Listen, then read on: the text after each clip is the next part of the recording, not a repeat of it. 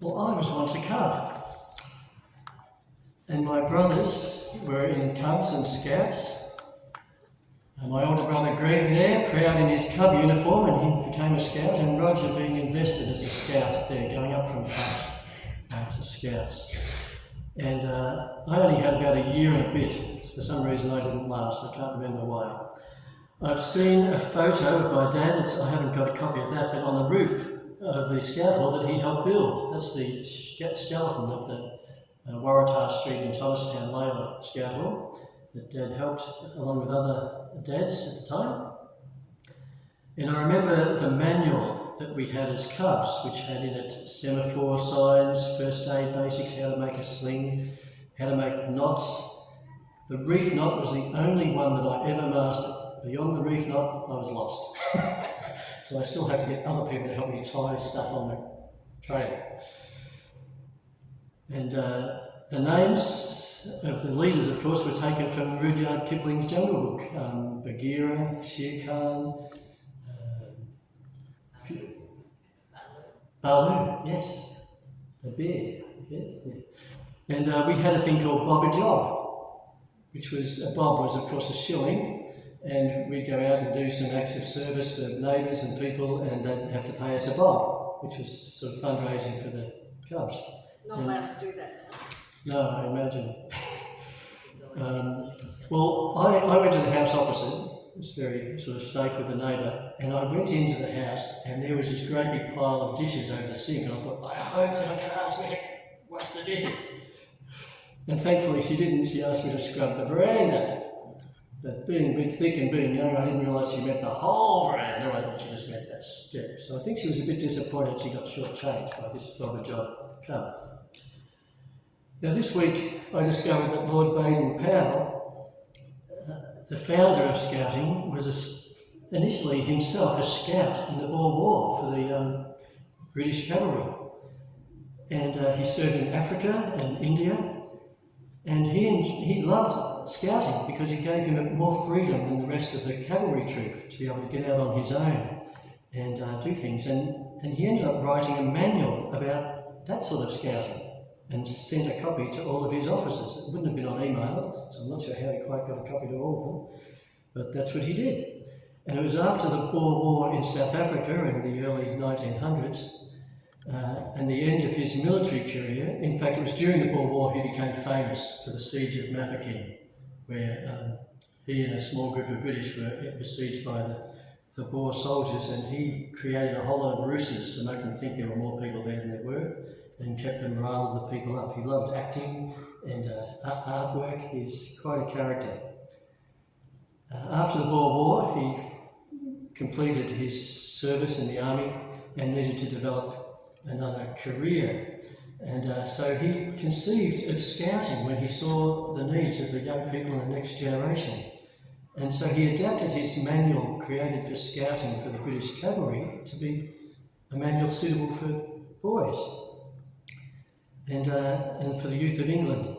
He saw the need to develop character, practical skills and patriotism in the next generation. So in 1907, scouting began. And in 1909, the girls said, hey, we want to be in this. And he thought, don't know if the boys will like that. So they created the Girl Guides. And his sister became the chief guide, and then his wife after that. Soon the idea spread to France and in Japan, and different places all took up this idea. And in 1912, Baden Powell embarked on a world tour to promote scouting in countries which were already showing interest. And the first World Jamboree was held when? That's not fair? That's not a fair question. 1920, well done. And in London, of course, to foster peace and brotherhood among the youth of the nations. And certainly after the World War, the First World War, Baden Powell really emphasised the peacemaking role that he hoped Scouts would make as youth of different nations came together and made friendships. He also included Scouts and Guides to build character. He made certain promises and oaths that they would take. So on my honour I promise that I will do my duty to God and the King. I will do my best to help others. whatever it costs me, and I know the Scout law and obey it. So this was the unifying basis and focus and commitment of Scouts across the world. Today, the Girl Guides have an adapted version of that, which I can't quite read from this distance, and maybe you can't either. And it says that they will be true to themselves and develop their beliefs, picking up some of that sense of honouring God. And it talks about having courage and strength and making a better world and being friendly, always being friendly, helping others. So some wonderful promises made there. The scouting program from Baden Powell, when World War II came, he was devastated in 1939 because he felt he'd failed in his aim, but it was a bigger aim than any individual could achieve. His program, he'd fostered by that time a movement that spanned 45 countries with over 3 million participants, and since then it's gone to 250 million, certainly in 1984, according to the documentary that I was watching.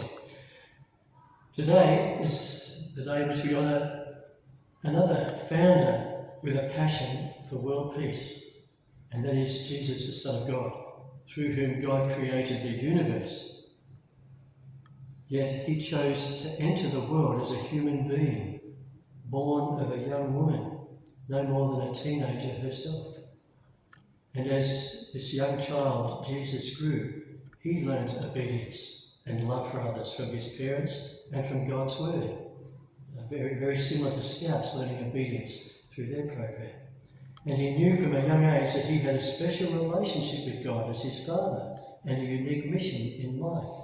And that's Jesus at the age of 12, we're told in Luke's Gospel, that he was there in the temple asking questions and giving wise answers and astounding the religious leaders and teachers of the time.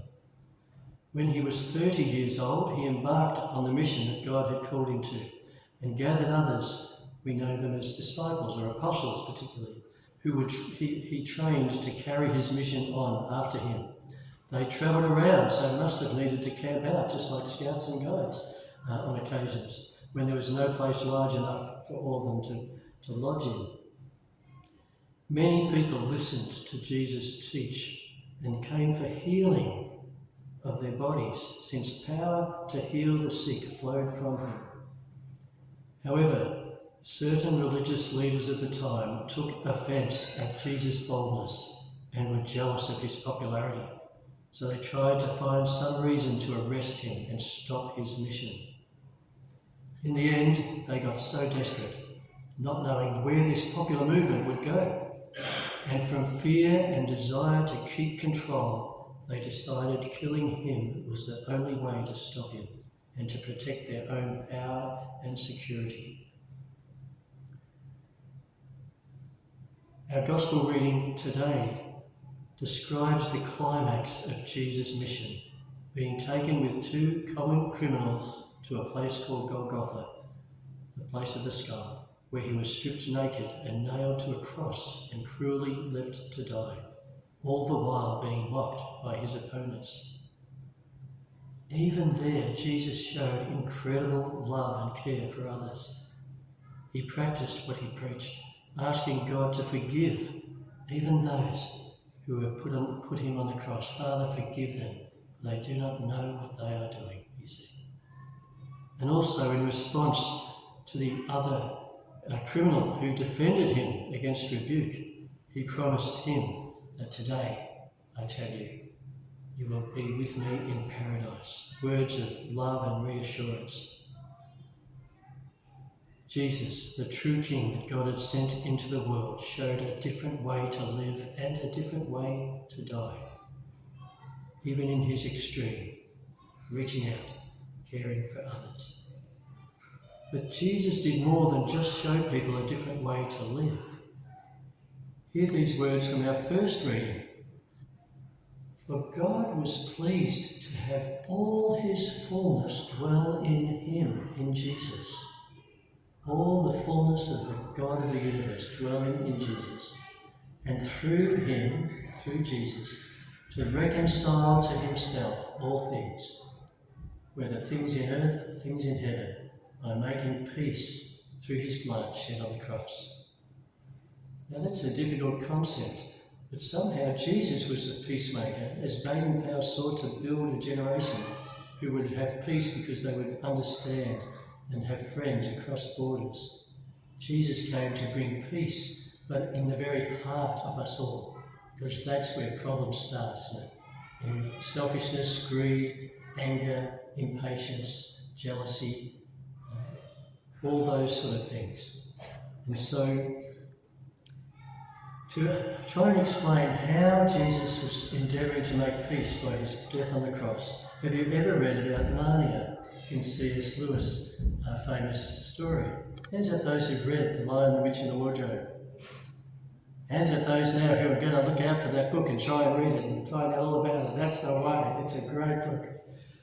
And I've read it a number of times because I love it so much. And in this story about there's 4 children who are in an old house and they go exploring and they go through a wardrobe and find themselves in another land, an amazing land, which is all covered in snow and ice. It was a magical land. And the true ruler of this magical land was a great lion called Aslan. But in his absence from the land, a wicked witch had cast a spell, making it always winter and always icy snow, cold and freezing, like mornings here when I haven't put the heaters on in the middle of winter. She had also, this witch, had taken one of the children captive. That child had been sort of tricked and he'd betrayed the others and told the witch where they were. And based on an ancient law of Narnia, she had the right, she declared, to execute a traitor. However, when the great lion Aslan heard about this, in order to save this young boy, Edmund, from the witch's cruelty, he agreed with the witch to exchange his life for Edmund's. And the witch thought, now it's all going to be mine. Narnia will be mine forever, because this fool of a lion has given himself in my hands, and once I've killed him, what's to stop me killing the other one as well? She was a nasty piece of work. However, as the story unfolds, after the terrible deed is done, Aslan, in the dawn of the morning, comes back to life with a roar. And he reveals to the children that there is a deeper law and a deeper magic that the wicked queen did not know about. And that was that when an innocent victim willingly gave his life for another, the witch's spell would be broken and all her captives set free. And Narnia would itself be released from eternal winter and spring would return. And through this story, C.S. Lewis, the author, is providing us with a way to understand the effect of Jesus' death as the innocent Son of God on the cross, in which he exchanged what should have been our rightful place as people who in our lives have all done wrong. We've all sinned, we've all sort of said, God, you stay where you are and let me do what I want to do. In different ways, we've hurt people that we love. We've done things that are dishonest, sometimes just to cover ourselves out of fear. Me too. We've all done things we're ashamed of. But God, in his love, didn't want us to suffer according to the due penalty for our wrong, and has made a way by allowing Jesus, the innocent one, to take our punishment, if you like, our death, so that we can be forgiven, set free, become children of God, kings and queens in Narnia. Once a king or queen in Narnia, always a king and queen in Narnia, the book says. And that's how Jesus makes peace, because he brings peace to our hearts when you know you're forgiven. And I was thinking this morning as I was driving here, it was mentioned that someone had a birthday, someone we know, and they're in their mid-70s, and I was thinking about my life and age. I mean, it's a young bloke, I know you'd all say that. But I was just thinking, well, I'm getting closer to that time. I thought, that's something I don't have to be afraid of anymore, because I know where I'm going. not because of anything I've done, but because of what Jesus did on the cross. Do you know where you're going? Do you know that the end of life on this earth need hold no terrors for us? Because there is so much more, so much better on the other side, where Jesus awaits us to make us fully his own, even as we are his own, as we put our trust and faith in him. Baden Powell had a dream that says we open our hearts and our lives to Jesus, that as we join our lives with him, we go on him through a journey of life, and it helps us fulfill what the God's promise, to develop our faith, to learn to be true to ourselves as sons and daughters of the living God, to have courage and strength to seek to make the world a better place, even when it's cost us. So I commend to us all to draw closer to Jesus and to give thanks to God for all he has done for us, and to become peacemakers in the world as God, through Jesus, has made peace with us. Shall we pray?